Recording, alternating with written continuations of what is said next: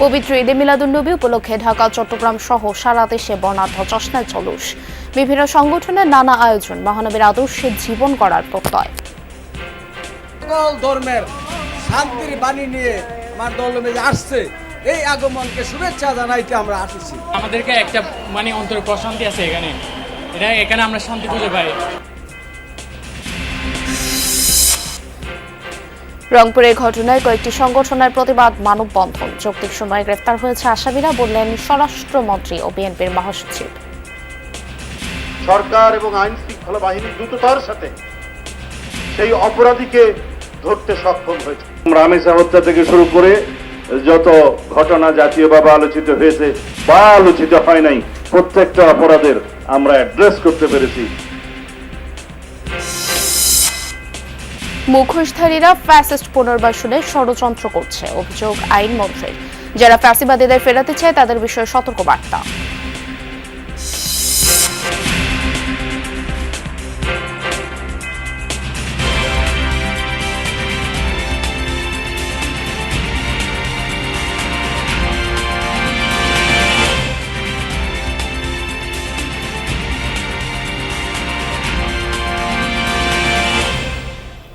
আমন্ত্রণ যমুনা নিউজে আপনাদের সঙ্গে আছি আমি স্নিগ্ধ পুরবী। আর এতক্ষণ দেখছিলেন শিরোনাম। ভেদাভেদ ভুলে দেশ ও বিশ্ব জুড়ে শান্তি প্রতিষ্ঠার আহ্বান জানিয়ে পালিত হল পবিত্র ঈদে মিলাদুন্নবী। হিংসা বিদ্বেষ নয়, মহানবীর আদর্শ অনুযায়ী সম্প্রীতির বার্তা ছড়িয়ে দেওয়া হয় আন্তর্জাতিক শান্তি মহাসম্মেলনে, যার আয়োজনে ছিল আঞ্জুমানে রহমানিয়া মাইডিয়া মাইজভান্ডারিয়া। সোহরাওয়ার্দী উদ্যান থেকে বের হয় বর্ণাঢ্য জশ্নে জলুস।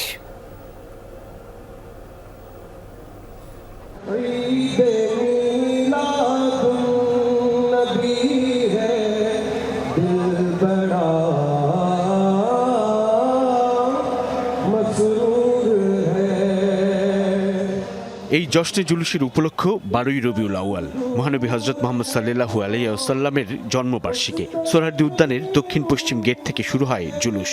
যোগ দেন দেশের নানা প্রান্ত থেকে আসা ধর্মপ্রাণ মুসল্লিরা।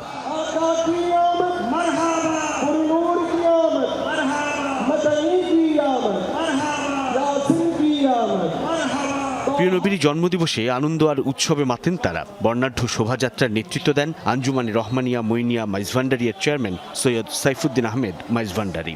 আমাদের আজকে ঈদের দিন, আমরা যে উম্মতের ঈদের দিন। চট্টগ্রাম থেকে আসা। চট্টগ্রাম? জি, আমরা চট্টগ্রাম থেকে। কেন আসলেন আসলে? এই জুলুসে আগমনে আমার ভাতরে শান্তি প্রগতি, আমরা এবং দয়াল দরিদ্র নবীজির শুভ আগমন উপলক্ষে আমরা যারা আসছি আজকে শুভ জন্মদিন। হযরত মুহাম্মদ মুস্তাফা সাল্লাল্লাহু আলাইহি ওয়াসাল্লাম এই দিনে দুনিয়াতে আসছেন, এই দিনই দুনিয়া থেকে গেছেন। রাসূলের নাম স্মরণের পাশাপাশি নবীজির দেখানো পথে জীবন পরিচালনার ব্রত গ্রহণ করেন সকলেই। আসমান জমিন সবকিছু আমার নবীর আগমনে খুশি ছিল, আর এই জন্য আমরা খুশি হয়ে ঈদে মিলাদুন্নবী পালন করি। তোমরা ফজল পায়া রহমত পায়া খুশি উদযাপন করো, আমরা আল্লাহর কথা অনুযায়ী খুশি উদযাপন করতেছি। এখন নবীজির মিলাদুন্নবী আমরা করি, তারা বলে বেদাত। আমরা তো নবীজির স্বয়ং আল্লাহ পাক নিজেই ঈদ করেছেন, এবং কোরআনও আল্লাহ বলেছেন ফাল ইয়াফরাহু হুয়া খায়রুম মিম্মা ইয়াজমাউন। তোমরা আমার নবীর আগমনে ঈদ করো, আনন্দ করো, উৎসব করো। সকল ধর্মের শান্তির বাণী নিয়ে আমার দলবে আসছে, এই আগমনকে শুভেচ্ছা জানাইতে আমরা আসছি। দোয়েল চত্বর, শিক্ষা ভবন, সচিবালয় ঘুরে আবার একই স্থানে শেষ হয় দীর্ঘ এই জশ্নে জুলুস। সমাজ জুড়ে হিংসা, ভেদাভেদ, বিদ্বেষ, অস্থিরতা, অসহিষ্ণুতা, উগ্রতা আর মিথ্যার বেশাতি, যার বিপরীতে দাঁড়িয়ে এই জশ্নে জুলুস। ঈদে মিলাদুন্নবী উপলক্ষে এই জশ্নে জুলুস থেকে ধর্মপ্রাণ মুসলমানরা স্মরণ করছেন প্রিয় নবী হযরত মুহাম্মদ সাল্লাল্লাহু আলাইহি ওয়াসাল্লামের জীবন ও কর্মকে, তার বিদায় হজের সেই ভাষণকে। ধর্ম নিয়ে বাড়াবাড়ি করো না, সত্য, সুন্দর আর ন্যায়ের পথে হেঁটে পৃথিবীতে শান্তি প্রতিষ্ঠিত হোক। পরে সোহরাওয়ার্দী উদ্যানে আঞ্জুমানে রহমানিয়া মইনিয়া মাইজভান্ডারিয়ার আয়োজনে অনুষ্ঠিত হয় আন্তর্জাতিক শান্তি মহাসম্মেলন, যেখানে যোগ দেন 12টি দেশ থেকে আসা আন্তর্জাতিক খ্যাতিসম্পন্ন সুফি স্কলাররা। বিশ্বজুড়ে চলমান অস্থিরতায় মহানবীর ন্যায় ও শান্তির বার্তা ছড়িয়ে দেওয়ার আহ্বান জানান বক্তারা। আল্লাহ রাসূল সাল্লাল্লাহু আলাইহি ওয়াসাল্লাম এসেছেন দয়া, মায়া, ইহসান, ইহতারাম নিয়ে। আলহামদুলিল্লাহ বলেন। এটাকে বুঝতে হলে আদবের নজর, ঈমানের নজর, ভালোবাসার নজর দিতে হবে। বিআদবের নজর, মুনাফিকের নজর দিয়ে এই মাহফিলকে চিনা যাবে না। আল্লাহ রাসূলের হাদিস, শাফাআতুল হালাল কাবায়ের মিন উম্মতি, আমি আমার গুনাহগার উম্মতদেরকে, যারা কষ্টে থাকবে, যারা গুনার ভারে ডুবে থাকবে, তাদেরকেও আমি জাহান্নামের আগুন থেকে টেনে টেনে নিয়ে আসবো। আয়োজনে মহানবী হযরত মুহাম্মদ সাল্লাল্লাহু আলাইহি সাল্লামের রওজা মোবারকের গিলাফের একটি অংশ তুলে দেওয়া হয় আঞ্জুমানে রহমানিয়া মুইনিয়া মাইজভান্ডারিয়ার চেয়ারম্যানের হাতে। এ সময় দোয়া দুরূদ শরীফ পাঠে তৈরি হয় মোহময় পরিবেশ।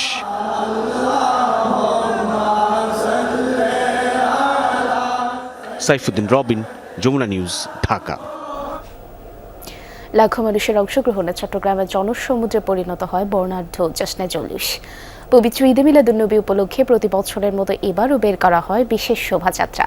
যোগ দেন দেশের নানা প্রান্ত থেকে আসা লাখ লাখ ধর্মপ্রাণ মুসল্লি।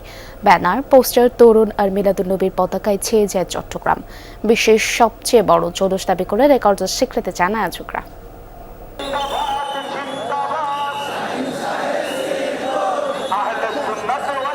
যতদূর চোখ যায় যেন বিশাল জনসমুদ্র। পবিত্র ঈদে মিলাদুন্নবী উপলক্ষে সকাল থেকে বর্ণাঢ্য জশ্নে জুলুসে যোগ দেন অগণিত ধর্মপ্রাণ মুসল্লি।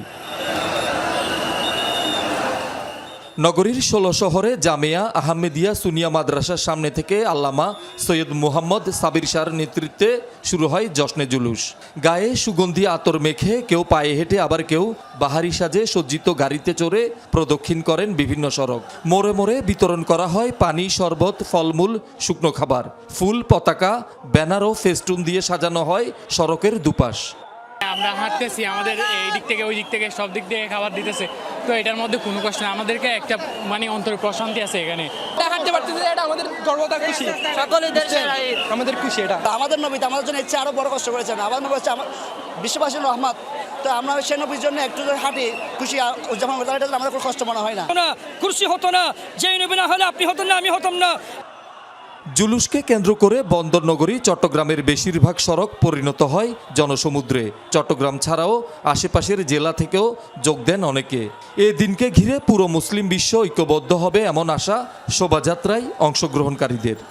আমার নবীর এই শুভ আগমনের এই দিনটার মধ্যে আমরা মুসলিম জাতি ঐক্যবদ্ধ হব, একই সাথে ইহুদি নাসারার পরিকল্পনাকে আমরা ভেঙে চূর্ণ বিচূর্ণ করব। আরও কোনো স্বার্থ না, শুধু একটাই স্বার্থ, আমরা ইসলামের সৌন্দর্য এবং আল্লাহ রসুলের সৌন্দর্যটা সবার মাঝে ছড়িয়ে দিয়েছি। বিশ্বের মাঝে ইসলামকে আমরা, ইসলামের প্রচারকে আমরা ছড়িয়ে দেব। 1974 সাল থেকে চট্টগ্রামে বর্ণাঢ্য আয়োজনে পালিত হয়ে আসছে জশ্নে জুলুস। এটিকে বিশ্বের সবচেয়ে বড় জুলুস দাবি করে ইউনেস্কোর ওয়ার্ল্ড হেরিটেজের স্বীকৃতি এবং গিনেস বুক অব ওয়ার্ল্ড রেকর্ডসে অন্তর্ভুক্ত করার দাবি আয়োজকদের। আমরা যারা রসুল প্রেমিক, আশেকে রসুল যারা, তারা যাতে সত্যিকার অর্থেই সুন্নিয়তের আদর্শ, নবীর আদর্শ কায়েমে আমরা যার যার অবস্থান থেকে সচেষ্ট থাকি। ওয়ার্ল্ড হেরিটেজে এটা স্থান পাওয়ার জন্য আপনারা দেখতেছেন এত লক্ষ মানুষের এটাকে স্থান রাখার যোগ্যতা রাখে না। আপনারা কি বলেন, রাখে তো? তাই সত্যটা আপনারা আপনাদের ক্ষুদ্র লেখনের মাধ্যমে আরও ফলো করেন। জুলুস চলাকালে বন্ধ রাখা হয় লালখান বাজার মুরাদপুর ফ্লাইওভার। নিরাপত্তায় মোতায়েন করা হয় আইনশৃঙ্খলা রক্ষাকারী বাহিনীর বিপুল পরিমাণ সদস্য।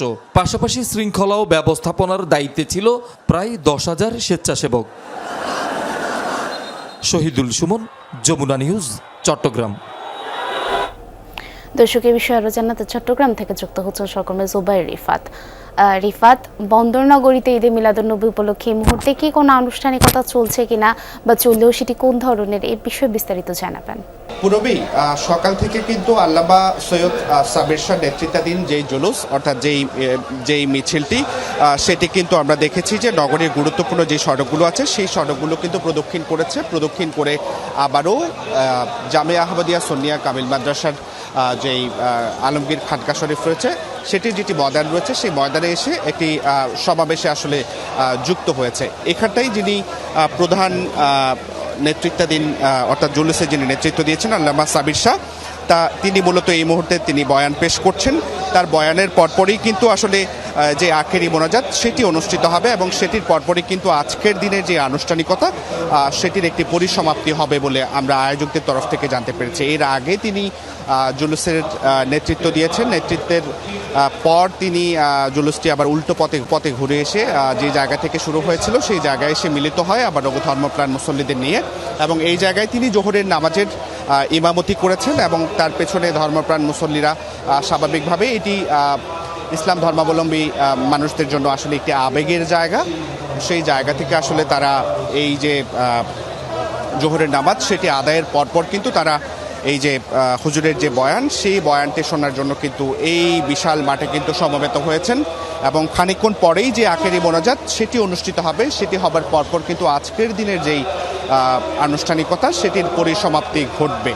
আমরা আয়োজকদের তরফ থেকে তেমনই জানতে পেরেছি এবং এখন পর্যন্ত আমরা রাস্তাঘাটের খবর যদি আপনাকে একটু জানাতে চাই, আমরা দেখেছি যে ধর্মপ্রাণ মুসল্লিরা দূর দূরান্ত থেকে আসলে সকাল থেকে এই জায়গায় এসে মিলিত হয়েছেন এবং কিছু কিছু মানুষকে আমরা দেখেছি তারা মোনাজাতের আগেও কিন্তু তারা আসলে বাড়ির পথ ধরছেন, কারণ স্বাভাবিকভাবেই পুরো শহরটি কিন্তু আসলে এক ধরনের ট্রাফিক সৃষ্টি হয়েছে। এই যে অনেক ধন্যবাদ রিফাত আপনাকে আমাদের সাথে যুক্ত হওয়ার জন্য। বাংলাদেশের প্রথম 5G AI ইনভার্টার যুক্ত সর্বোচ্চ বিদ্যুৎ সাশ্রয়ী যমুনা এয়ার কন্ডিশনার। রংপুরে একই পরিবারের 4 সদস্যকে নৃশংসভাবে হত্যার ঘটনায় জাতীয় প্রেস ক্লাবের সামনে মানববন্ধন করেছে বাংলাদেশ জাতীয় হিন্দু মহাজোট। মানববন্ধন থেকে প্রকৃত আসামিদের ধরতে 24 ঘন্টার আলটিমেটাম দেওয়া হয়, অন্যথায় শুক্রবার সারা দেশে বিক্ষোভ কর্মসূচি পালনের ঘোষণা দিয়েছে সংগঠনটি। হিন্দু মহাজোট নেতারা প্রকৃত ঘটনা উদ্ঘাটনের দাবি জানান। এ সময় এই হত্যার ঘটনায় উদ্বেগ প্রকাশ করেন হিন্দু মুসলিম সম্প্রদায় নির্বিশেষে বিভিন্ন রাজনৈতিক নেতাকর্মী।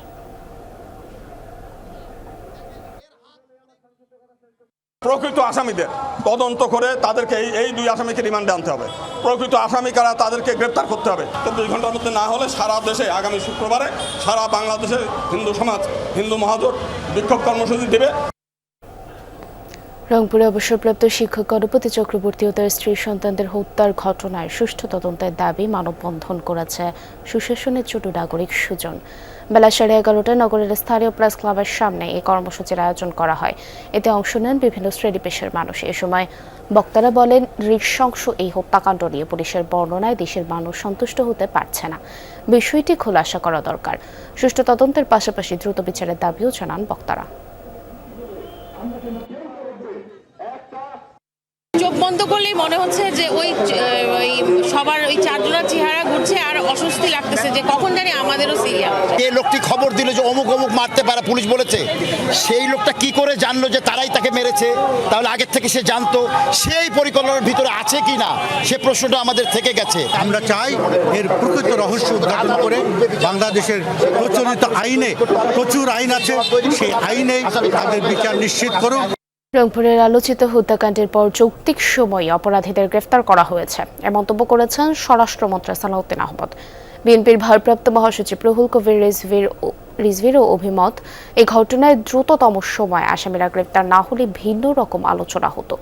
ঈদ মিলাদুন্নবী উপলক্ষে বিএনপির দোয়া মাহফিল ও আলোচনা সভায় এসব কথা বলেন বিএনপির নেতৃবৃন্দ। পরে দলীয় 48তম প্রতিষ্ঠাবার্ষিকী উপলক্ষে যৌথ সভা শেষে ভারপ্রাপ্ত মহাসচিব বলেন, বিএনপি কখনো জনগণের সঙ্গে প্রতারণা করেনি। পবিত্র ঈদে মিলাদুন্নবী উপলক্ষে নয়াপল্টনে ছিল বিএনপির মিলাদ ও দোয়া মাহফিল। অংশ নেন দলের বিভিন্ন পর্যায়ের নেতাকর্মীরা। সবাইকে মহানবীর আদর্শ অনুসরণের আহ্বান জানান ভারপ্রাপ্ত মহাসচিব রিজভী আহমেদ। সেই আলোকিত পথ অবলম্বন করলে পরে প্রত্যেকটি মানুষের হৃদয়ে আলোক উজ্জ্বল হয়ে উঠবে, সে কোনো বিপদগামী হবে না। অনুষ্ঠানে রংপুরে আলোচিত হত্যাকাণ্ডের কথা উল্লেখ করেন স্বরাষ্ট্রমন্ত্রী। বলেন, যৌক্তিক সময়েই অপরাধীদের গ্রেপ্তার করা হয়েছে।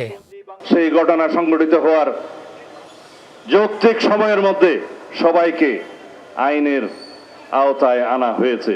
রাতারাতি বৈপ্লবিক পরিবর্তন আমরা কেউ আশা করতে পারি না। এই দায়িত্ব নেওয়ার পরে একটি ঘটনাও নাই, এমন কোনো অপরাধ নাই যেটা সংঘটিত হওয়ার পরপরই পুলিশ বাহিনী সেটা গ্রেফতার করতে পারে নাই বা বিচারের আওতায় আনা নাই। একটি ঘটনাও নাই। এটাই বাংলাদেশে বর্তমান সরকারের কৃতিত্ব। এর আগে রিজভী আহমদও বলেন, রংপুরের ঘটনায় আসামিরা দ্রুত গ্রেফতার না হলে ভিন্ন রকম আলোচনা হতো। তার বক্তব্য, দেশের মানুষ শান্তিতে থাকতে চায়। অপরাধীদের আস্তানা চিহ্নিত করে তিনি মূল উৎপাটনের আহ্বান জানান। সরকার এবং আইন শৃঙ্খলা বাহিনী দ্রুততার সাথে সেই অপরাধীকে ধরতে সক্ষম হয়েছে। না হলে জাতীয় আন্তর্জাতিক ভাবে এই ঘটনাকে কেন্দ্র করে অনেক ধরনের কথাবার্তা সুক্ত করতে। মানুষ একটু খেয়ে পড়ে শান্তিতে বসবাস করতে চায়। আপনার নেতৃত্বে বাংলাদেশের সকল অপরাধীরা তারা আইনের আওতায় আসবে, তাদের বিচার হবে, এটা জনগণ চায়। পরে বিএনপির ৪৮তম প্রতিষ্ঠা বার্ষিকী উদযাপন উপলক্ষে যৌথ সভা শেষে রিজভী আহমেদ বলেন, জনগণের সাথে বিএনপি সবসময় সততার পরিচয় দিয়েছে। শরীয়তপুরে সাংবাদিক নির্যাতনের ঘটনা আমলে নেওয়া হয়েছে বলেও জানান তিনি। বলেন, দ্রুতই হবে বিএনপির কাউন্সিল। এই অভিযোগ যদি সত্য প্রমাণিত হয় তার বিরুদ্ধে সাংগঠনিক ব্যবস্থা নেওয়া হবে। অনেক সংগ্রাম, অনেক সংকট, অনেক শোককে ধারণ করেই বিএনপির পথ চলা। অতি সত্য কাউন্সিল হবে। প্রতিষ্ঠা বার্ষিকী উপলক্ষে জিয়াউর রহমান ও বেগম খালেদা জিয়ার কবরে শ্রদ্ধা নিবেদনের পাশাপাশি আলোচনা সভা, মৎস্য অবমুক্তকরণ ও বৃক্ষরোপণ সহ নানা কর্মসূচি ঘোষণা করেন ভারপ্রাপ্ত মহাসচিব। 5 দিন ব্যাপী কর্মসূচি নিয়েছি প্রতিষ্ঠা বার্ষিকী উপলক্ষে। M A Aziz, Jamuna news, Dhaka. মানুষের মুখোশধারী অনেকেই এখনো দেশে ফ্যাসিস্ট পুনর্বাসনের ষড়যন্ত্র করছে, এই অভিযোগ করেছেন আইনমন্ত্রী মোহাম্মদ আসাদুজ্জামান। দুপুরে রাজধানীর বনানীতে পবিত্র ঈদ-ই মিলাদুন্নবী উপলক্ষে দৃষ্টি প্রতিবন্ধী ও তৃতীয় লিঙ্গের শিক্ষার্থীদের মেধা অন্বেষণ প্রতিযোগিতার পুরস্কার বিতরণী অনুষ্ঠানে একথা বলেন তিনি। বলেন, ফ্যাসিস্ট সরকার হাজারো মানুষকে হত্যা করেছে, 30,000 মানুষকে পঙ্গু ও অন্ধ করেছে। সেই ফ্যাসিস্টদের যারা ফিরিয়ে আনতে চায় তাদের বিষয়ে সচেতন থাকার আহ্বান জানান তিনি। বলেন, কেউ যেন আর ফ্যাসিস্ট হয়ে উঠতে না পারে সেজন্য রোড ম্যাপ তৈরি করতে হবে।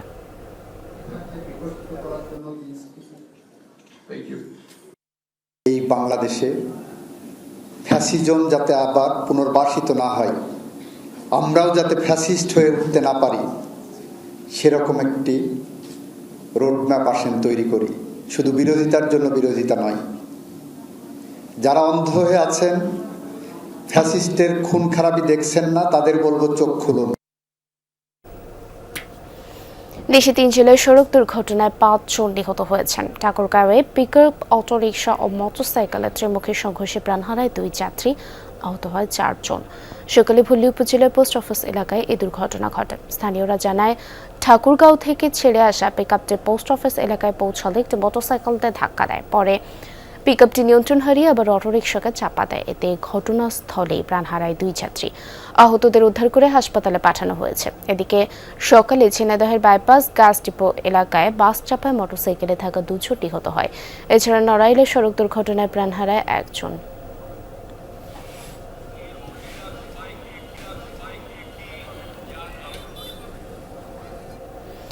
পাঁচ বছরে 25 কোটি বৃক্ষরোপণের অংশ হিসেবে মাসব্যাপী 1 লক্ষ বৃক্ষরোপণ কর্মসূচির উদ্বোধন করেছেন বন ও জলবায়ু মন্ত্রণালয়ের প্রতিমন্ত্রী শেখ ফরিদুল ইসলাম। সকালে মোংলা সরকারি কলেজ চত্বরে এই কর্মসূচির উদ্বোধন করা হয়। এ সময় প্রতিমন্ত্রী জানান, প্রধানমন্ত্রীর 5 বছরে 25 কোটি বৃক্ষরোপণ কর্মসূচির অংশ হিসেবে মাসব্যাপী 1 লক্ষ বৃক্ষরোপণ করার উদ্যোগ নেওয়া হয়েছে। বৃক্ষরোপণের মাধ্যমে পরিবেশ পরিবর্তন হবে বলেও জানান তিনি। এছাড়া শিক্ষার্থীদের বৃক্ষরোপণের আহ্বানও জানান। পরে তিনি বিভিন্ন শিক্ষা প্রতিষ্ঠানে বৃক্ষরোপণ করেন। এছাড়া বিকালে কোস্টগার্ড অফিস চত্বর ও রামপাল উপজেলার 5টি শিক্ষা প্রতিষ্ঠানে বৃক্ষরোপণ করবেন। অনুষ্ঠানে উপস্থিত ছিলেন এনজুড ফাউন্ডেশনের চেয়ারম্যান মোহাম্মদ তরিকুল হক, রামপাল তাপবিদ্যুৎ কেন্দ্রের মহাব্যবস্থাপক ও চিফ হিউম্যান রিসোর্স অফিসার, উপজেলা নির্বাহী কর্মকর্তা সহ আরো অনেকেই উপস্থিত ছিলেন।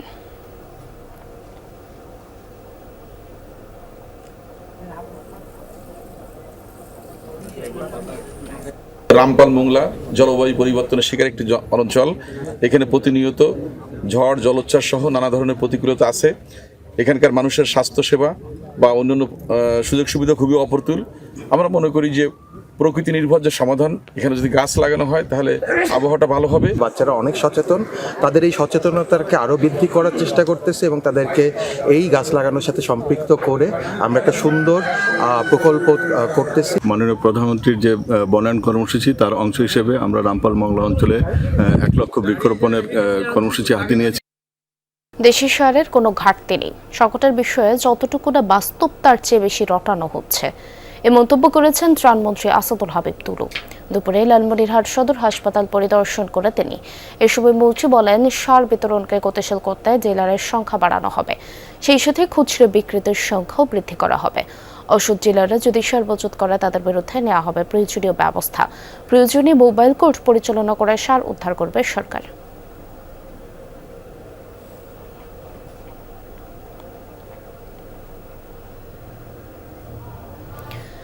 দেশে শহরের কোনো সংকট নেই, পতিত স্বৈরাচার ও তাদের দস্যুরা উস্কানি দিয়ে বিশৃঙ্খলা করছে, এমনটাই বলেছেন সমাজ কল্যাণমন্ত্রী ডক্টর এম জাহিদ হোসেন। সকালে দিনাজপুরের হাকিমপুর উপজেলার বিএনপির এক কর্মী সম্মেলনে অংশ নেন তিনি। এ সময় মন্ত্রী বলেন, সার বিদ্যুৎ সহ বিভিন্ন ইস্যুতে জনগণকে উস্কানি দেওয়া হচ্ছে। সেসব উস্কানিদাতাদের বিরুদ্ধে সচেতন থাকার পাশাপাশি সন্ত্রাস, চাঁদাবাজদের প্রতিহত করতে সকলকে ঐক্যবদ্ধ থাকার আহ্বান জানান। তাসও ফাউন্ডেশনের উদ্যোগে পবিত্র ঈদে মিলাদুন্নবী উদযাপন করা হয়েছে। মহাখালী DOHSR রাওয়া ক্লাবের হেলমেট হলে এই উপলক্ষে আলোচনা সভা ও মিলাদ মাহফিল অনুষ্ঠিত হয়। অনুষ্ঠানে প্রধান আলোচক ছিলেন তাসাও ফাউন্ডেশনের চেয়ারম্যান সৈয়দ শাহাদাত হোসাইন আল হাসানি আল মাইজভান্ডারি। আলোচক হিসেবে উপস্থিত ছিলেন ঢাকা বিশ্ববিদ্যালয়ের ইসলামিক স্টাডিজ বিভাগের অধ্যাপক ডক্টর মোহাম্মদ আব্দুর রশিদ ও ফরাসি ভাষা ও সাহিত্য বিভাগের অধ্যাপক ডক্টর KM সাইফুল ইসলাম খান। বক্তারা শান্তি, সম্প্রীতি ও ইসলামের আদর্শ নিয়ে আলোচনা করেন। পরে মহানবী সাল্লাল্লাহু আলাইহি ওয়াসাল্লামের শানে মিলাদ মাহফিল ও দোয়া অনুষ্ঠিত হয়। এই সঙ্গে এতিম ও দরিদ্রদের মাঝে খাবার বিতরণ করা হয়। এশিয়ান কাপের ক্যাম্প শুরু হতে বাকি নেই 24 ঘন্টা। তবে এখনও ফুটবলার ছাড়া নিয়ে বাফুফে কোনো চিঠি পায়নি ক্লাবগুলো। এ অবস্থায় ফুটবলার ছাড়ার বিষয়ে সিদ্ধান্ত নিতে পারছেন আবাহনী ও মোহামেডান কর্তারা। এদিকে ফরহান আলী, ওয়াহিদ ও ইউসুফ আহমেদ খেলছেন এশিয়ান কাপে। বৃহস্পতিবার সকাল 11টায় টিম হোটেলে রিপোর্টিং করবে ফুটবলাররা। মঙ্গলবার সন্ধ্যায় জাতীয় দল ব্যবস্থাপনা কমিটির জরুরি অনলাইন বৈঠক। তারপরই আসন্ন বিগ টুর্নামেন্ট ফিফা এশিয়ান কাপের জন্য লোকাল লিগে খেলা 28 ফুটবলারকে নিয়ে প্রাথমিক স্কোয়াড ঘোষণা করেন হেড কোচ টমাস ডুলি। বিদেশি লিগে খেলা ফুটবলারদের নাম পরে জানাবে বাফুফে। হামজা, ফারহান আলী, ওয়াহিদ, ইউসুফ আহমেদ, সমিত সোম, জায়ান আহমেদ, তারিক কাজী, ফাহমিদুল ইসলাম নিশ্চিতভাবেই ডাক পাচ্ছেন ক্যাম্পে। জায়ান হাকিম যোগ দিবেন সাফের ক্যাম্পে, আর ট্রেভর ইসলামকে আপাতত এবছর পাওয়ার সম্ভাবনা কম। বৃহস্পতিবার সকাল 11টায় গুলশানের একটি 5 তারকা হোটেলে রিপোর্টিং করবে ফুটবলাররা। তারপর বিকেলেই তাদের নিয়ে প্রথম অনুশীলনে নামতে চাচ্ছেন হেড কোচ। ক্যাম্পের প্রথম দিনটা নিজেদের মতো কাটাতে চান ডুলি। অনুশীলন হতে পারে ক্লোজ ডোরে, সেটা হলে মিডিয়া সেশন থাকবে না।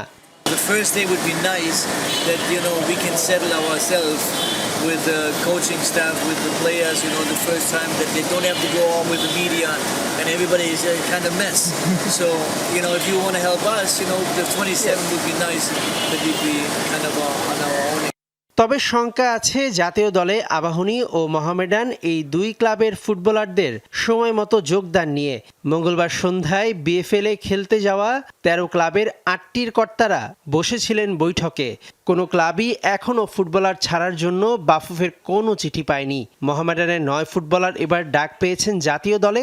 চিঠি না পেলে ফুটবলার ছাড়া সিদ্ধান্ত নিতে পারছে না ক্লাবটি। আমরা ইনফর্ম না, ফুটবল ফেডারেশন থেকে আমরা তো জানি না, শুধু আমাদের ক্লাব না, আমি ক্লাব সমিতিরও আমি আছি, কোনো ক্লাবই পাই না। কালকে তো আমরা ক্লাবগুলো মিটিং করছি একসাথে বসে, কারণ জানাবে এই ক্যাম্পের জন্য প্লেয়ার ডাকতেছে, কোন ক্লাবের কোন ক্যাম্পের কোন প্লেয়ার, তারপরে কিভাবে কত নিয়ে থাকবে জানাই তো হবে যে আমার ক্লাবের প্লেয়ার নিলে আমি কিভাবে ছাড়বো, যেখানে তারা চাইলেই না তাহলে আমি ছাড়বো। সেপ্টেম্বরে কিছু প্রবাসী ফুটবলারের ট্রায়াল নেয়ার কথা বলেছিলেন টমাস ডুলি। ঢাকায় শতভাগ স্কোয়াড নিয়ে অনুশীলনের সুযোগ পাচ্ছেন না হেড কোচ। কেউ কেউ যোগ দিবেন ইন্দোনেশিয়ার ক্যাম্পে। মেহেদি নাইম, যমুনা স্পোর্টস, ঢাকা। দর্শকের এই ছিল যমুনা নিউজে।